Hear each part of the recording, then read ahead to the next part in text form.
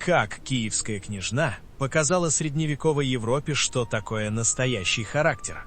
В XI веке киевский князь Ярослав Мудрый был не просто влиятельным правителем, а считался одним из самых богатых и могущественных правителей мира.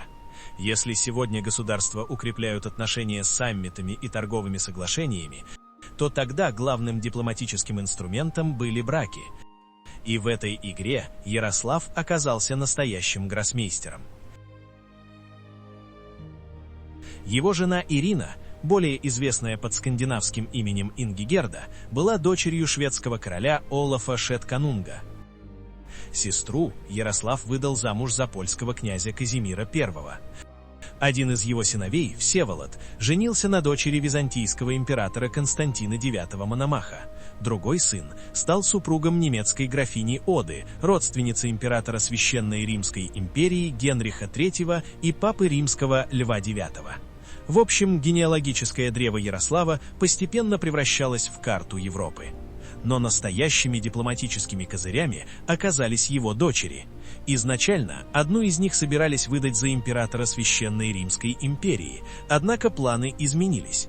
В итоге Анастасия стала королевой Венгрии, выйдя замуж за Андраша I, Елизавета стала супругой знаменитого норвежского короля Гаральда Сурового, а младшая дочь Анна отправилась во Францию, где стала женой короля Генриха I.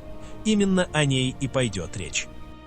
Анна была младшей дочерью Ярослава и, по мнению многих летописцев, одной из самых образованных женщин своего времени.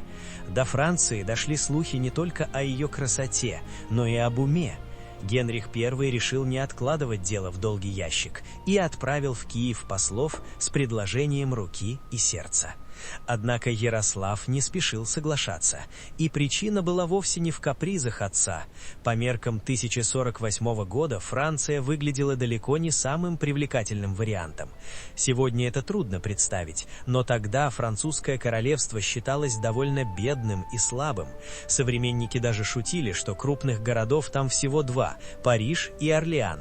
Все остальное представляло собой владение могущественных герцогов и графов, которые лишь формально подчинялись королю, а на деле жили по принципу «спасибо за мнение, Ваше Величество, но мы сами разберемся». Сам Генрих I тоже не выглядел идеальным женихом. Ему было около 40 лет, по меркам средневековья возраст весьма солидный, тогда как Анна была совсем молодой. Разница между супругами составляла почти 2 десятилетия. Сначала Ярослав рассчитывал породниться с императором Священной Римской империи, но этот союз так и не состоялся. Когда в 1048 году французские послы приехали в Киев во второй раз, князь все-таки дал согласие. Путешествие Анны во Францию заняло несколько месяцев. Ей предстояло преодолеть тысячи километров через земли Польши, германских княжеств и далее к французским владениям. Для девушки XI века это было почти путешествие на край света. 14 мая 1051 года в городе Реймсе состоялась свадьба киевской княжны и французского короля. Именно здесь французских монархов традиционно короновали на протяжении многих веков. Современники отмечали, что новая королева выгодно отличалась от большинства европейских аристократок. Она получила прекрасное образование, свободно читала и писала, знала латынь, язык науки, дипломатии и церкви. В эпоху, когда даже многие правители были неграмотными, это выглядело почти суперспособностью. Существует популярная история о подписании брачного договора. Анна собственноручно написала «Ан Рейн» – «Анна, королева», тогда как Генрих вместо подписи поставил крест. Этот эпизод часто приводят как символ разницы в уровне образования между супругами. Правда, современные историки отмечают, что крест в подобных документах вовсе не всегда означал неграмотность монарха. Это была распространенная практика удостоверения важных актов. Но сам факт высокого образования Анны сомнений практически не вызывает. Несмотря на новый титул, привыкнуть к жизни во Франции ей было непросто. Поздняя традиция приписывает Анне письмо к отцу, где она жалуется: «В какую варварскую страну ты меня отправил? Здесь дома мрачные, церкви некрасивые, а обычаи ужасны». Историки спорят, существовало ли такое письмо на самом деле, поскольку оригинал не сохранился. Но если представить разницу между богатым Киевом XI века и тогдашним Парижем, подобные чувства вполне можно понять. И действительно, Киев того времени был одним из крупнейших городов Европы. Здесь уже стояли величественный Софийский собор и Золотые ворота. Работали ремесленные мастерские, велась оживленная международная торговля. Париж же был значительно меньше и уступал Киеву как по численности населения, так и по уровню развития городской инфраструктуры. Однако Анна не ограничилась ролью молчаливой супруги. Она активно участвовала в государственных делах. На королевских грамотах рядом с именем Генриха нередко встречаются формулы вроде «с согласия моей супруги Анны» или «в присутствии королевы Анны». Для XI века это было весьма необычно и говорит о том, что ее мнение действительно имело вес при дворе. При этом Анна успевала выполнять и главную обязанность средневековой королевы – обеспечивать продолжение династии. В 1052 году у нее родился сын Филипп, будущий король Франции. Кстати, имя Филипп тогда было почти неизвестно французским монархам. Считается, что именно благодаря Анне, знакомой с византийской традицией, это греческое имя вошло в династию французских королей. Впоследствии его будут носить еще несколько французских монархов. В честь рождения наследника Анна основала женский монастырь в Санлисе, примерно в 50 километрах от Парижа. Этот монастырь существует и сегодня, а возле него установлен памятник киевской княжне, ставшей французской королевой. Второй сын Анны, Гуга, родился в 1057 году. Он получил титул графа Вермандуа и вошел в историю как один из участников Первого крестового похода, масштабной военной экспедиции европейских рыцарей на Ближний Восток, начавшейся в 1096 году. Третий сын, Робер, к сожалению, умер еще ребенком, судьба, которая в средние века была трагически распространенной. В 1060 году жизнь Анны резко изменилась. Король Генрих I умер, и трон унаследовал их 8-летний сын Филипп. Самостоятельно управлять государством мальчик, разумеется, еще не мог, поэтому власть перешла к регентам, людям, которые правили страной до совершеннолетия монарха. Одной из самых влиятельных фигур при дворе стала сама Анна. Вскоре она перебралась в Санлис, небольшой, но уютный городок к северу от Парижа. Здесь находился основанный ею монастырь, а вокруг простирались густые леса, полные дичи. Современники писали, что королева очень любила прогулки и охоту. После шумного королевского двора жизнь среди природы наверняка казалась ей настоящей передышкой. Прошло положенное время траура, и замок снова наполнился гостями, музыкой и пирами. Именно здесь судьба приготовила Анне сюрприз, который вряд ли можно было предугадать. В ее жизнь вошел граф Рауль де Крепи, более известный как Рауль де Валуа.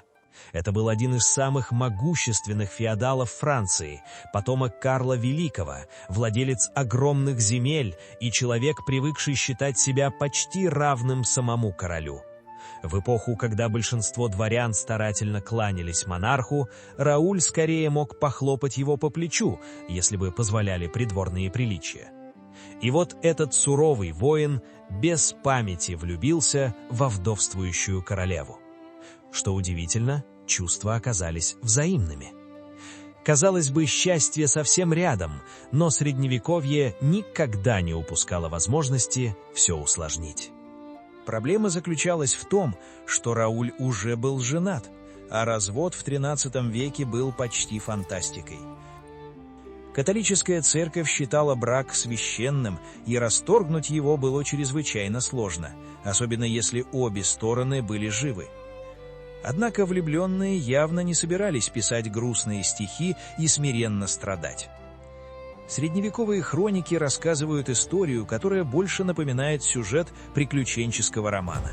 Однажды Рауль прискакал в Санлис, нашел Анну во время прогулки в лесу, посадил ее на коня и увез в свой замок. Было ли это настоящим похищением или красивой инсценировкой с согласия самой Анны, историки спорят до сих пор. Многие склоняются ко второму варианту. Слишком уж спокойно после этого вела себя сама похищенная. Дальше события развивались не менее стремительно. Священник, которому предложили обвенчать влюбленных, сначала отказался.